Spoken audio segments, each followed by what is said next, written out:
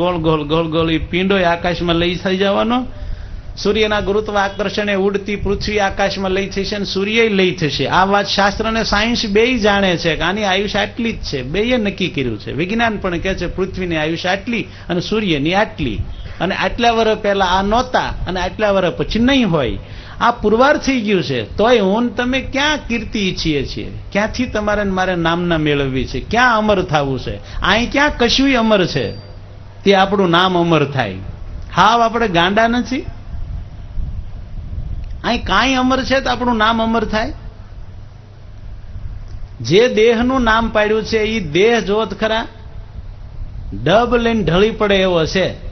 એ દેહ એવો હાવ ઘડીકમાં મરી જાય એવો, અને એનું નામ અમર થાય એમ હશે એવું? સત્સંગી જીવનમાં લખ્યું છે કે જે દાળ ભાત હવારે રાંધો એ હાંજે ગંધાઈ જાય, હાંજે હળી જાય. એક દીમાં તો એ બાઈશ મારી જાય. એવા દાળ ભાત ખાઈને જે શરીર જાડું થયું હોય એ શરીર બહુ અમર થઈ જાય એમ.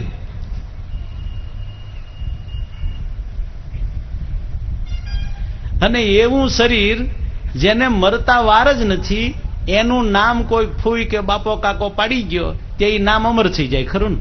એ ફૂવો કાકો અમર છે? જેનું નામ પાડ્યું એ દેહ તો હાવ ધૂળનો ધૂળમાં વયો જાય છે, અને નામ ક્યાંક પડ્યું રહે એમને બધાને ઠેબે ચડવા. ભાઈ અહીં કશું અમર નથી. નામ કેને આધારે અમર રહે? તમારી કીર્તિ કેને આધારે લબડે એમ તો કયો? કઈ ખીતે એને ટાંગશો તે ન્યાયને લબડતી રહે યુગોના યુગો? એ ખીતી હું યુગોના યુગો અમર છે તો તમારી કીર્તિને લબડ્યા કરશે એમનામ? કીર્તિ વાહે હડિયું કાઢે છે એ તો હાવ આટા વિનાના જ છે. ભગવાન માટે દોડો, દોડાય એટલું એ હકીકત છે. પરમાત્મા પરમ વાસ્તવિકતા છે, અને એ મળશે તો કદી નહીં ટળે. એ આનંદમાં જો પુગાઈ ગયું તો સદા સુખી થઈ ગયા. પછી ત્યાં કાળનો પસારો નથી. હર હંમેશા આનંદમાં રહો. એટલા માટે માન એટલે કે કીર્તિની ઈચ્છા કદી રાખવી જોઈએ નહીં. સંતો રાખતા નથી. અભિમાન, આત્મા અને દેહ બે બિલકુલ અલગ વસ્તુ છે. બિલકુલ અલગ.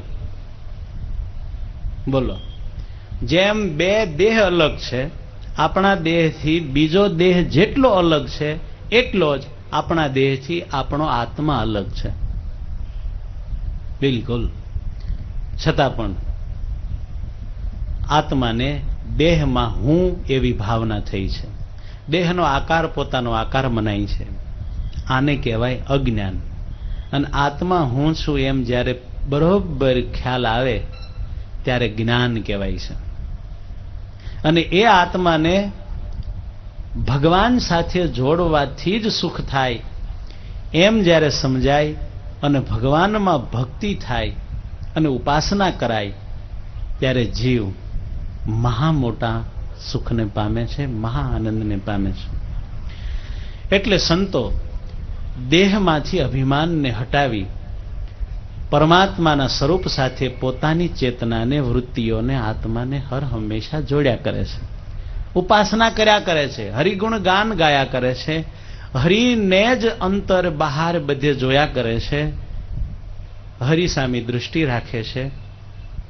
એટલા માટે તે સંત માન અને અભિમાન વિનાના છે. એમાં માન બી નથી, અભિમાન બી નથી. એટલે સ્વામી કહે છે કે જેમાં માન અભિમાન નહીં લેશ એવા સંતને નામું હું શીશ. હવે આવે છે શબ્દ અહંકાર. અહંકાર નહીં અભેદ ચેતા, કામ ક્રોધ લોભ મોહ જીતા, ઇન્દ્રિય જીતી ભજે જગદીશા, એવા સંતને નામું શીશા.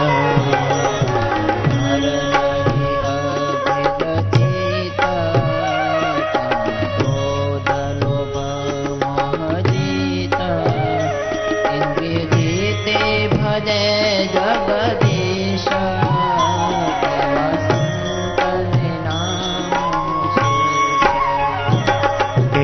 સંતન નામ શીશ,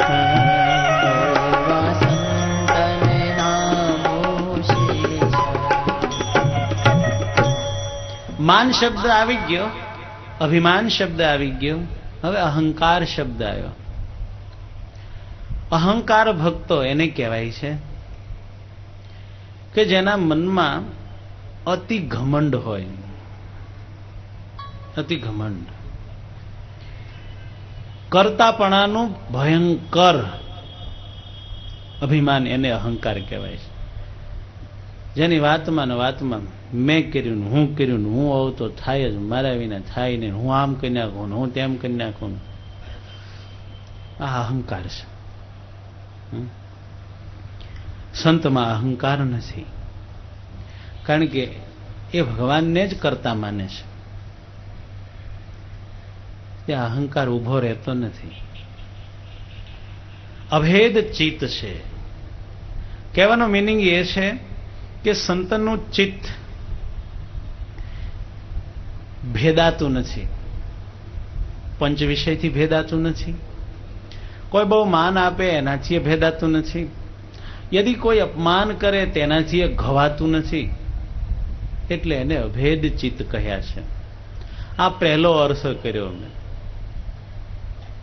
હવે બીજો અર્થ એવો લઈ શકાય કે સંતનું ચિત્ત ભગવાન સાથે એક થઈ ગયું છે. એનું મન ચિત્ત ભગવાનમાં લઈ પામ્યા છે, માટે અભેદ થઈ ગયા છે. એવા સંત ખરેખર ભગવાનના હૃદય સમા છે.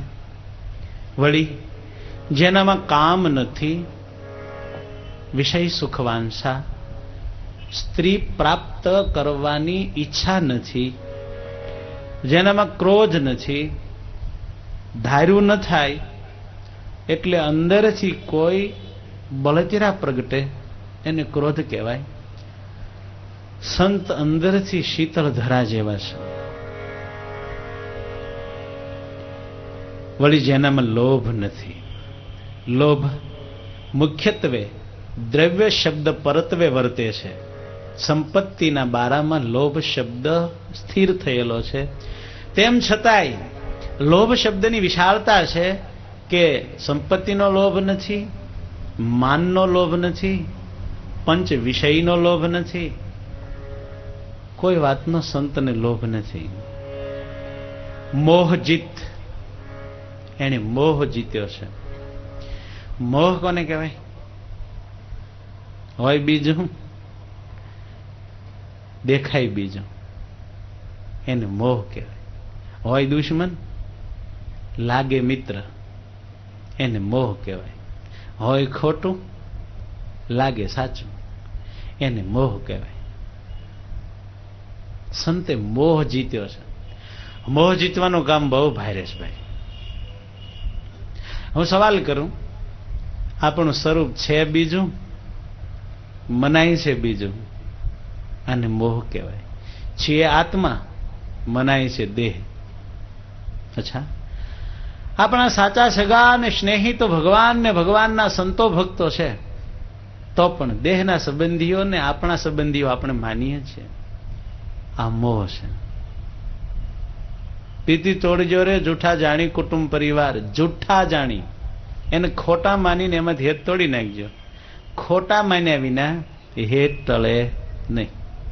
ખોટાનો અર્થ એ છે અસત્ય, નાશવંત. એને નાશવંત અને અસત્ય જાણ્યા વિના પ્રીતિ મટે નહીં. ટૂંકુને ટચ એક સૂત્ર સાંભળો, સાચું મનાય તો જ સારું લાગે. ખ્યાલ આવ્યો? સાચું મનાય તો જ સારું લાગે. કોઈ પણ પદાર્થ.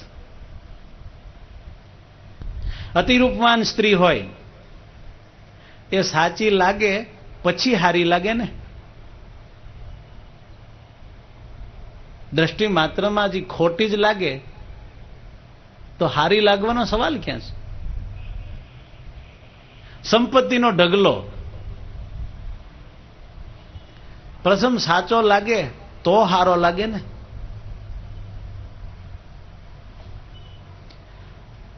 આખું જગત જેને ખોટું માન્યું છે એને જગતમાં કશું હારું ક્યાંથી લાગે? અને જો કંઈક હારું લાગે છે તો સાચું માન્યું હોય છે, ખોટું નહીં જાણ્યું હોય. પીતી તોડજો રે જૂઠા જાણી કુટુંબ પરિવાર, કુટુંબીઓને ખોટા માન્યા હોય તો સારા ક્યાંથી લાગે? એ તો હાચા માન્યા છે એટલે હારા લાગે છે. ખોટું માન્યું હોય તો વાલું ન લાગે. ઘરનું બૈરું ખોટું માન્યું હોય તો વાલું લાગે? વાલું લાગે છે એનો અર્થ સાચું માન્યું છે. ઘરનું મકાન વાલું લાગે છે એનો અર્થ એ સાચું માન્યું છે. આપણું દેહ વાલું લાગે છે એનો અર્થ એ છે કે એને સાચું માન્યું છે. આપણને એ ભાન નથી કે પૂર્વે આ નહોતું, પછી નહીં હોય, વચ્ચેમાં ક્ષણ બે ક્ષણ છે, માટે આમાં નો હેત રખાય. જે કન્યા વરહ દાડા મરી જવાની હોય એની હારે કોઈ પરણે નહીં. જે કન્યા વરહ દાડા મરી જવાની હોય એની હારે કોઈ પરણે નહીં. ખ્યાલ આવે છે? પણ 60 વર્ષે મરનારી હોય તો હવ પરણે, કે 60 વર્ષ તો ખરી.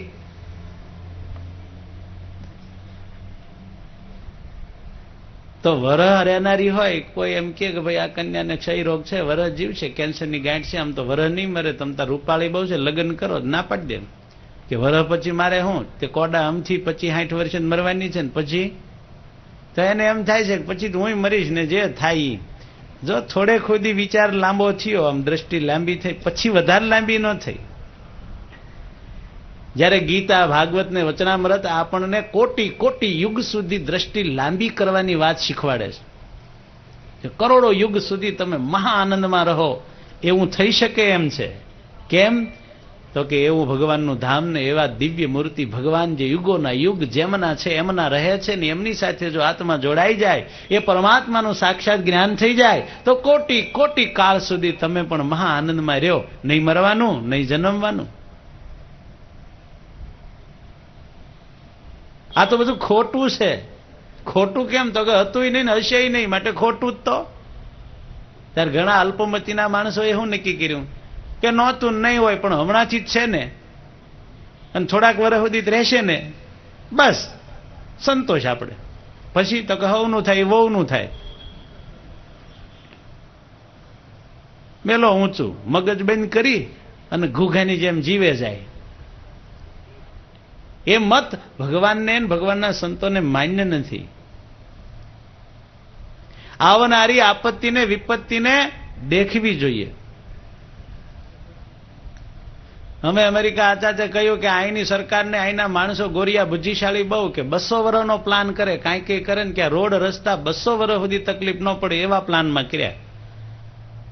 મને કે 200 વર્ષનો વિચાર કરે, અહીંના માણસ બુદ્ધિશાળી બહુ. મેં કીધું અમારા સંતોને અમારા શાસ્ત્રોમાં તો જુઓ યુગોના યુગનો વિચાર કર્યો છે. 200 વર્ષની તમે ક્યાં કરો છો?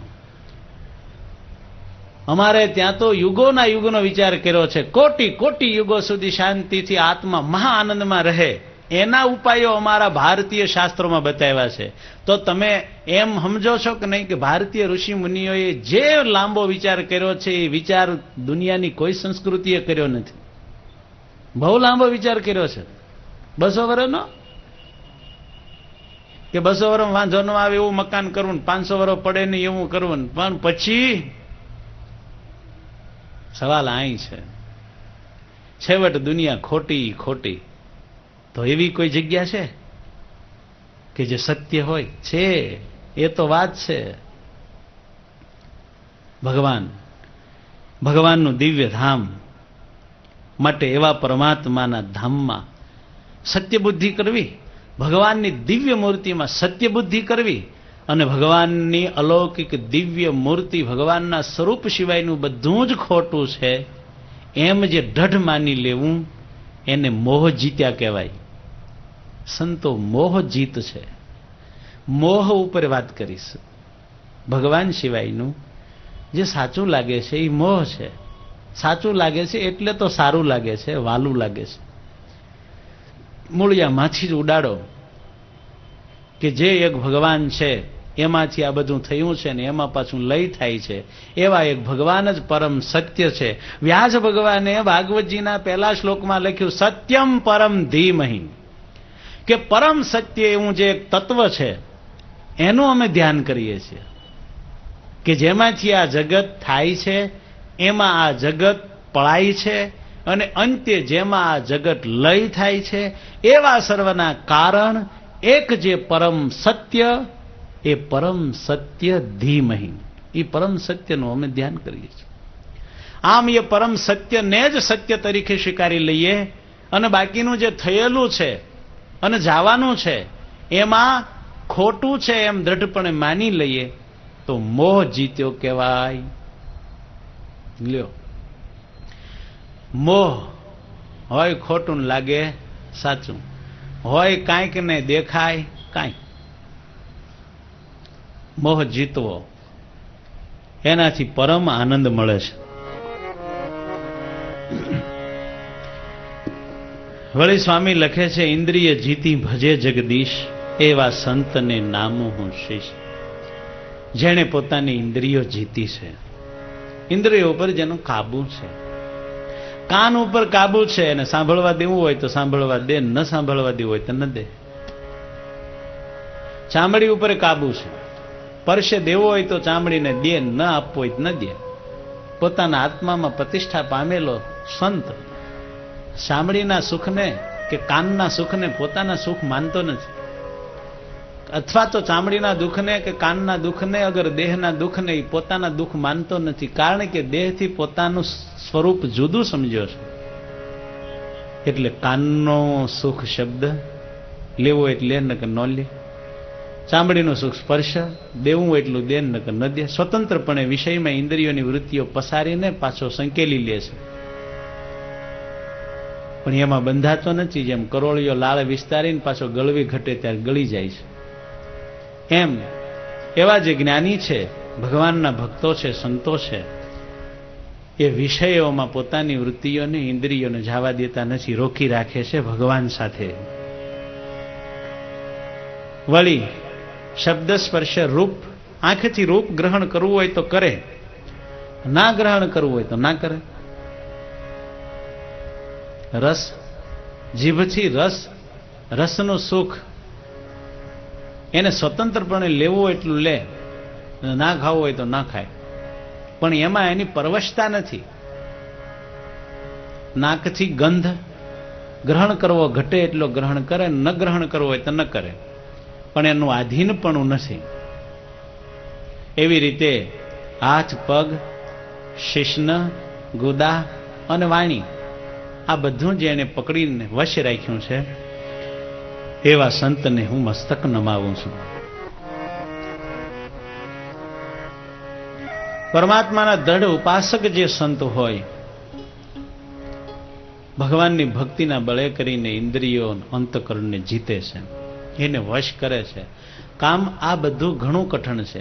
આ એક એક જે ગુણો છે ને એ કેળવવા ઘણા મુશ્કેલ છે ને કેળવવા પડે છે. એની પાછળ ઘણો દાખલો, ઘણા વર્ષોનો જરૂરી છે. કોઈને કદાચ કેળવાણેલા હોય તો એને પૂર્વ જન્મમાં ખૂબ કેળવવા દાખલો કરેલો હશે, પરિણામે આ સદગુણો એમાં વર્તતા હશે. આ સત્સંગમાં કોઈ ઉંમરે નાના છે, કોઈ મોટા છે, બાઈ ભાઈ જે કોઈ હોય તે, પણ એમાં જે સદગુણો છે એ એની જન્મ જન્મની કમાણી છે.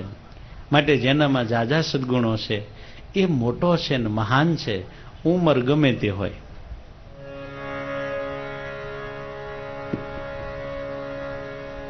આ ગુણો બહુ દુર્લભ છે, મોટા મોટાને પણ દુર્લભ છે. ઇન્દ્રિયો જીતી ભજે જગદીશ. ઇન્દ્રિયોને જીતીને જે ભગવાન ભજે છે, આ જગતમાં ભગવાન તો ઘણાય ભજે છે, પણ ઇન્દ્રિયો જીતીને નહીં.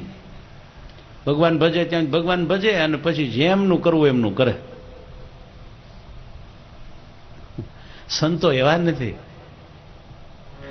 એ ઇન્દ્રિયોને વશ રાખીને પ્રભુ ભજે છે. નિર્ભય બ્રહ્મવિત્ત પુનીત ક્ષમાવાન ને સરળ ચિત્ત,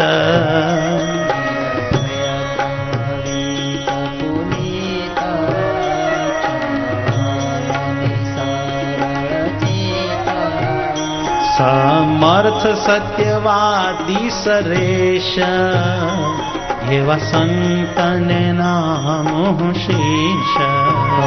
સમર્થ સત્યવાદી સરેશ, એવા સંતને નામ શીશ.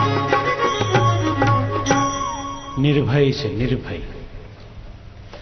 સંતને એક ભગવાન સિવાય કોઈનો ભય નથી. અને ભગવાનને મેં કહ્યું એમ એને હિત કરતા માન્યા છે,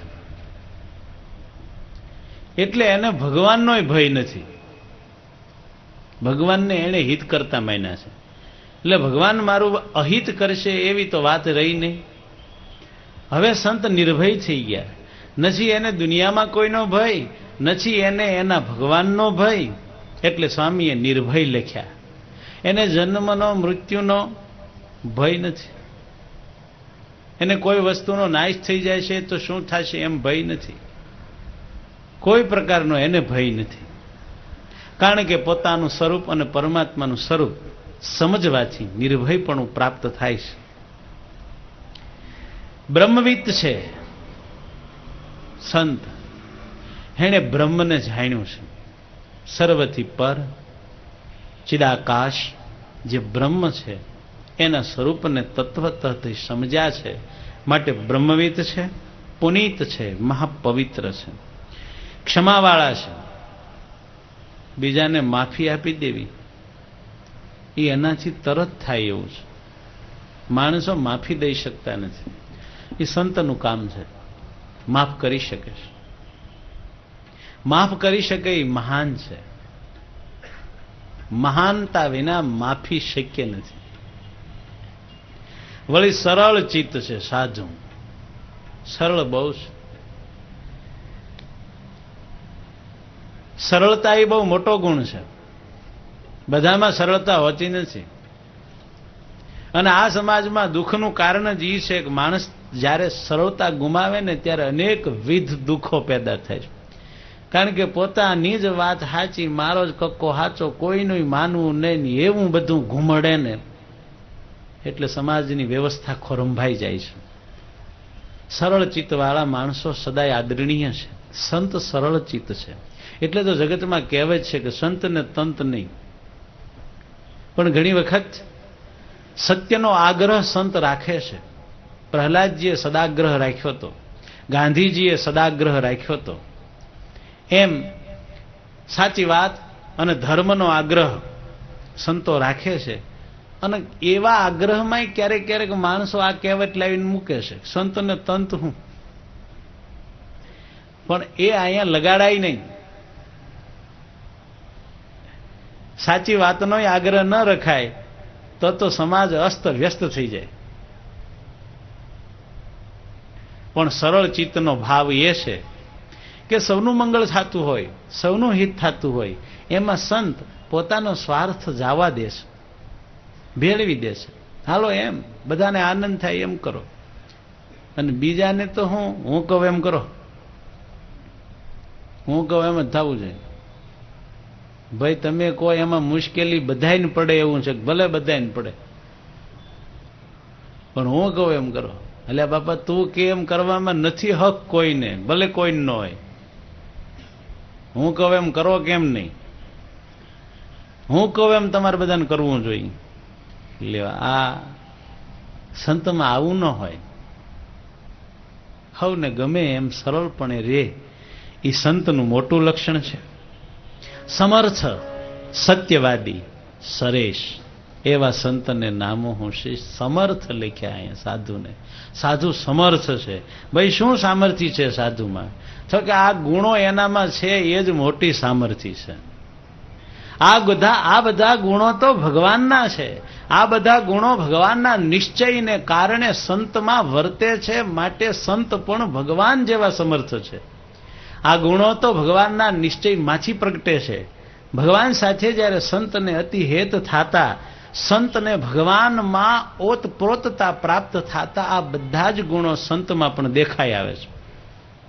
હવે જેવી ભગવાનની સામર્થ્ય એવી સંતની સામર્થ્ય થઈ. માટે સંતને સમર્થ કહેવા એ તો યોગ્ય જ છે. ભગવાને વચનાવૃતમાં કહ્યું કે જેટલું રાજાનું રાજ એટલું રાજાની રાણીનું રાજ. વચનાવૃતમાં પ્રભુ બોલ્યા એમ જેટલું ભગવાનનું રાજ એટલું ભગવાનના ભક્તનું રાજ. ભગવાનને ભક્ત ધારે એમ કરે. અને મોટે ભાગે તો એવું થાય છે કે ભગવાન પણ પોતાના ભક્ત કહે એમ જ કરે છે. કારણ કે ભગવાન જેવું તો સરળ કોઈ નથી. ભગવાન તો હંમેશાને માટે પોતાના ભક્ત માટે જ છે. એટલે ભગવાનનું જે કાંઈ કરવું છે એ બધું ભક્તની ઈચ્છાને આધીન છે. એની ઈચ્છા વિના ભગવાન તો પોતાની ઈચ્છાથી જ કશું કરતા નથી. કેમ? જે પોતે તો પૂર્ણ કામ છે, એને તો કોઈ ઈચ્છા જ નથી. એટલે ભગવાન જે કાંઈ કરે છે એ ભક્તની ઈચ્છા પ્રમાણે કરે છે. એટલે જે કાંઈ થાય છે એ ભક્તથી જ કરાય છે, ભક્ત જ કરે છે, ભક્ત જ કરે છે. માટે સમર્થ તો ભક્ત થયા.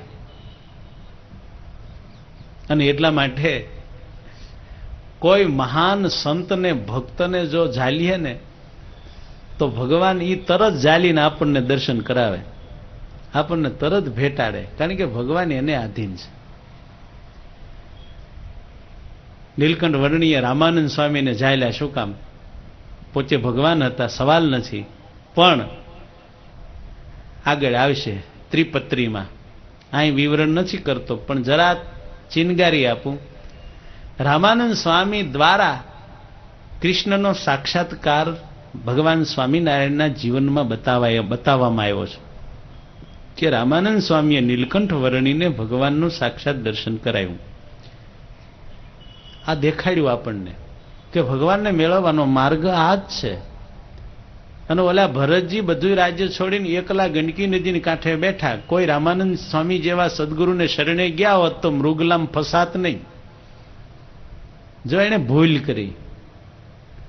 એટલા માટે ભગવાન સ્વામિનારાયણે હર હંમેશા એ ચેતવણી આપી છે કે ભરતજીનું આખ્યાન જેવું ચમત્કારી છે એવી કોઈ કથા ચમત્કારી નથી. કારણ કે આટલો બધો ત્યાગ, આટલો મોટો યોગી, આટલી બધી સાધના, ગંડકીને નદીમાં 3 વાર ટાઢા પાણીએ નાઈન જપ તપ કરનારો યોગી પણ એક મૃગના બાળકમાં રાજ્યમાં ન બંધાણો, સ્ત્રીમાં ન બંધાણો, છોકરામાં ન બંધાણો, માન સન્માન ઘણી ખમ્મા મહારાજા ધીરાજા હોનાના સિંહાસન ક્યાંય ન બંધાણો, મૃગલામ બંધાણો.